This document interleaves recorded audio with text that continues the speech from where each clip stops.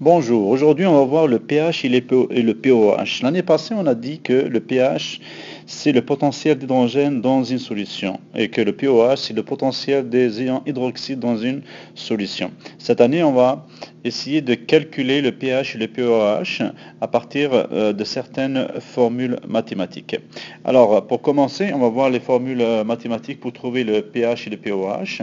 Alors le pOH est égal à moins log décimal, vous voyez un 10 ici, donc moins log décimal de OH-. Et le pH est égal à moins log décimal de H3O+. Alors ici, une deuxième équation, le pH plus le pOH est égal à 14, parce qu'on a dit que la constante de dissociation de l'eau est de 10 puissance moins 14, et bien sûr, log de 10 puissance moins 14, ça va donner 14. Alors, ici, H3O+, la concentration de H3O+, est égale à 10 puissance moins pH, alors que la concentration de OH- est égale à 10 puissance moins pOH. Alors, si on veut trouver le pH ou le pOH, on utilise le logarithme, qui est donc moins log OH- si on cherche pOH, ou bien moins log H3O+, si on cherche pH. Et pH plus pOH, ça donne 14. Mais si on veut l'inverse, ça veut dire trouver la concentration des ions hydronium, qui sont les H3O+, ou bien les ions hydroxydes, qui sont OH-. On fait l'inverse, ça veut dire qu'on va utiliser le pH, c'est-à-dire qu'il est égal à la concentration H3O+, OH-, c'est égal à 10 puissance moins pH, ou bien 10 puissance moins pOH. Exemple, si on a un pH de 5, on veut savoir quelle est la concentration de H3O+ à l'intérieur de la solution qui est un pH de 5, on va faire H3O+ est égal à 10 puissance moins 5, ou bien 10 puissance moins pH, qui est bien sûr 10 puissance moins 5.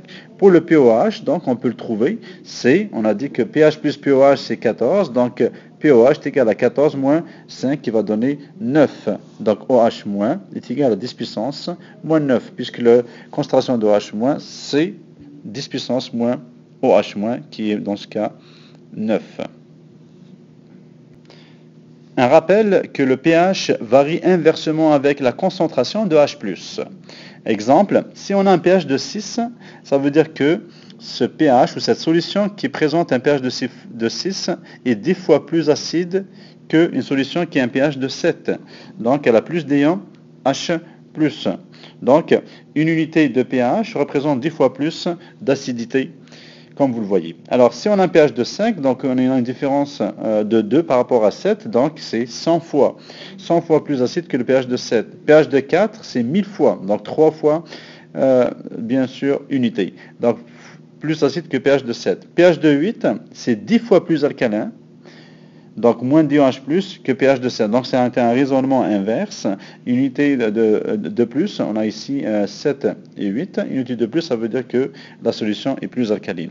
Rappelons que le pH est de 0 à 7 est acide, presque 7 pardon, est acide, et à plus de 7 vers jusqu'à 14 est basique, et bien sûr 7 est une solution neutre. Utilisons maintenant un exemple pour mieux comprendre l'utilisation de ces équations. Alors, un shampoing liquide a une concentration en ion hydroxyde de 6,8 fois 10 puissance moins 5 mol par litre. Le shampoing est-il acide, basique ou neutre? Calcule la concentration en ion hydronium. Et enfin, quels sont le pH et le pOH du shampoing?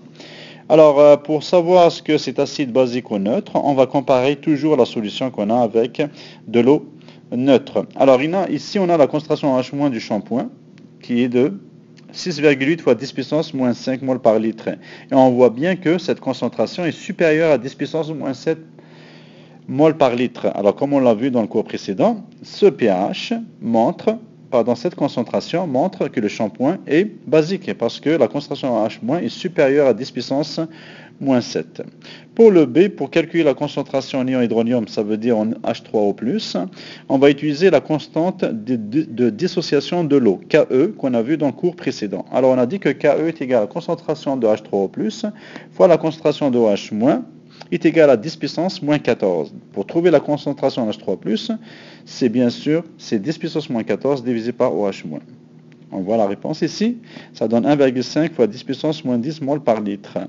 Maintenant, quels sont le pH et le pOH du shampoing? Alors, pour le pH, on a dit que pour le pH, l'équation c'est moins log concentration H3O+, POH c'est moins log concentration OH-. On le voit ici. Alors POH est égal à moins log de OH- et pH est égal à moins log de H3O+, qu'on a ici comme réponse. La concentration H3O+, on l'a trouvé en B. Donc on remplace, et bien sûr avec la calculatrice, vous allez trouver un pH de 9,83 qui bien sûr confirme la réponse qu'on a en A. On a dit que le shampoing est basique, on le voit, est supérieur à 7, 9,83. Pour trouver le POH, donc POH est égal à moins log de la concentration de OH- qu'on a dans les données. Donc 6, fois 10 puissance moins 5 qui est égal à 4,17. On aurait pu le trouver aussi avec l'autre formule. pH plus POH est égal à 14. Donc POH est égal à 14 moins le pH qui est 9,83. Vous pouvez utiliser l'une ou l'autre méthode. Dans l'exemple suivant, on va faire l'inverse. Donc dans cet exemple, on vous donne le pH et vous devez trouver les concentrations de H3O+, de OH-. Alors ici, si le pH de l'urine est à l'extérieur de l'échelle des valeurs normales, donc supérieur à la normale ou inférieur à la normale, cela peut indiquer la présence d'un problème médical. Suppose que le pH d'un échantillon d'urine a été mesuré à 5,53 à 25 degrés Celsius. Calcule le POH, la concentration H3O+, et en OH- de l'échantillon. Alors, ici, on va utiliser les équations qu'on vient de voir. On sait que pH plus POH est égal à 14. Donc, pour trouver POH, c'est 14 moins pH. 14 moins 5,53 qui est le pH, donné dans l'exercice 8,47. Maintenant, on veut savoir la concentration H3+. En connaissant bien sûr le pH, on sait que pour trouver la concentration, on peut utiliser l'équation suivante. H3O+, est égal à 10 puissance moins pH. Et le pH est de 5,53. Donc 10 puissance moins 5,53, ça vous donnera une concentration de 3 fois 10 puissance moins 6 mol par litre. Maintenant, on peut aussi trouver la concentration OH- en sachant le POH. Le POH, on l'a trouvé. Donc c'est 10 puissance moins POH, qui est 10 puissance moins 8,47. Ça donne 3,4 fois 10 puissance moins 9 mol par litre. Maintenant, on va étudier la constante de dissociation d'un acide. Alors, prenons une équation générale HA, qui est un acide, plus H2O, ça donnera H3O+, sachant qu'un acide va perdre un H et devient donc A-. Et bien sûr, l'eau va jouer le rôle d'une base. Elle devient bien sûr H3O+. Donc, acide, base conjuguée, base, acide, conjugué. On peut écrire donc KC comme on a l'habitude de le faire, c'est le produit des deux produits sur le produit des réactifs en utilisant bien sûr les coefficients. Dans ce cas, on a mis 1 partout. Alors c'est H3O+ fois 1- divisé par HA fois H2O.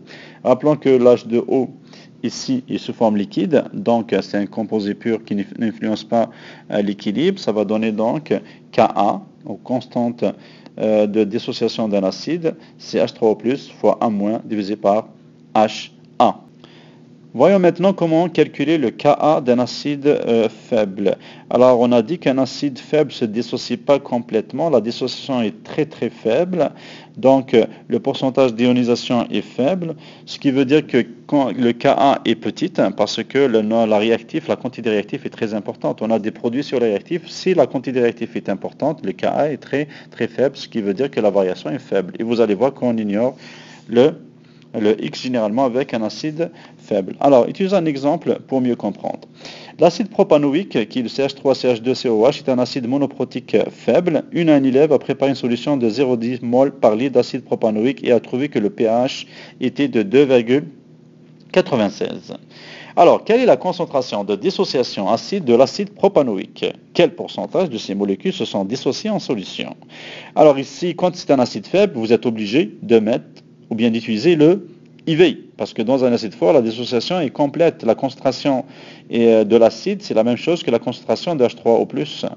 Donc, si on a 2 mols par litre, H3O+, c'est 2 mols par litre. Ce n'est pas le cas dans un acide faible. Alors ici, on a l'initiale, variation, équilibre. Ce qui est important, il faut écrire l'équation équilibrée. Alors, on a l'acide propanoïque avec l'eau. Donc, n'oubliez pas votre eau ici. Ça donne votre base conjugué, parce que là, c'est l'acide, il va perdre son H, il va donner une base conjuguée, donc ça donne moins, CH3CH2CO-, plus bien sûr l'eau qui joue un rôle d'une base ici, il va capter le H perdu par l'acide, il devient H3O+. Concentration initiale, c'est 0,10, 0 presque 0, parce qu'il y a une toute petite dissociation de l'eau quand même, donc on met presque 0. Donc moins X plus x, comme on a l'habitude de le faire. On additionne les deux, ça donne 0,10 moins x, plus x et plus x. Alors, le Ka, on peut l'écrire, c'est x fois x divisé par 0,10 moins x. Comme on l'a déjà vu, ça donnera x au carré sur 0,10 moins x. Alors ici, la valeur de x, on la voit bien, si vous remarquez ça. La valeur de x ici, excusez-moi, la valeur de x, c'est la même chose que H3O+. Donc en fait, x c'est la concentration H3O+.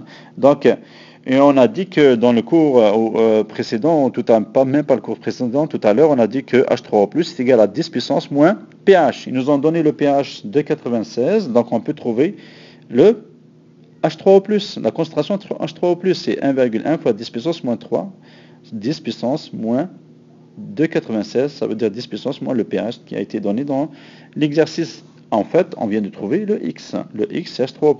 C'est ça la différence.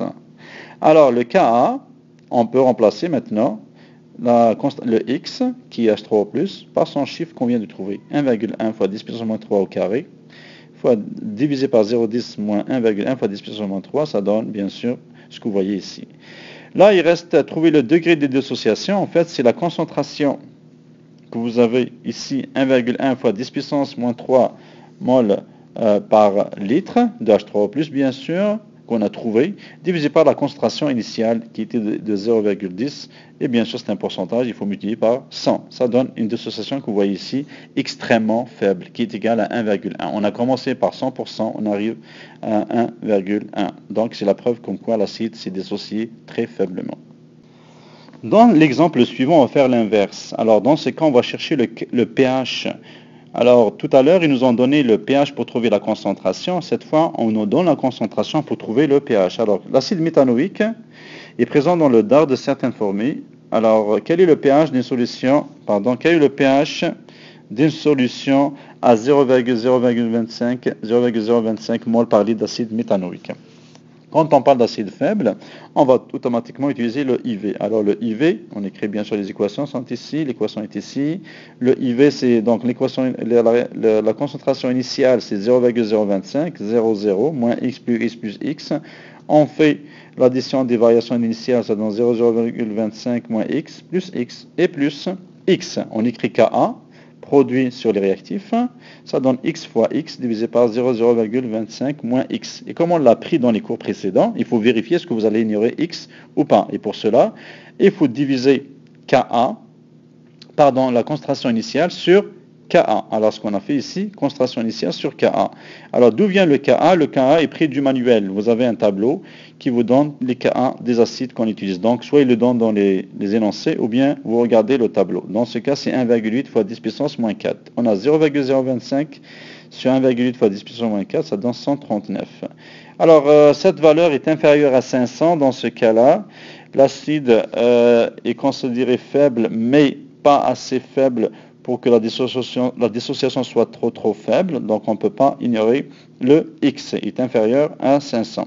Dans ce cas, on va voir l'équation quadratique, comme vous avez l'habitude de le faire, et vous allez trouver x1, x2, et on remplace x dans l'équilibre. Si ça donne une valeur positive, on prend ce x, si ça donne une valeur négative, on ne prend pas l'autre x. Alors ici, on voit le résultat. Alors ici, on voit le résultat. On remplace dans le tableau 0,0020 ou bien moins 0,020. On va choisir bien sûr 0,00020 parce que ça nous donne une valeur positive. Et on sait que x, comme vous l'avez vu, comme on l'a vu aussi tout à l'heure, x c'est votre H3O+. Alors on a dit que si on regarde le tableau, H3O+, c'est plus x, c'est la même chose. Si vous trouvez donc x, c'est comme vous avez trouvé la concentration H3O+. Alors ici, on peut trouver le pH, qui est pH égale moins log de H3O+, qu'on vient de trouver, est égal à 2,70. Donc votre pH est de 2,70.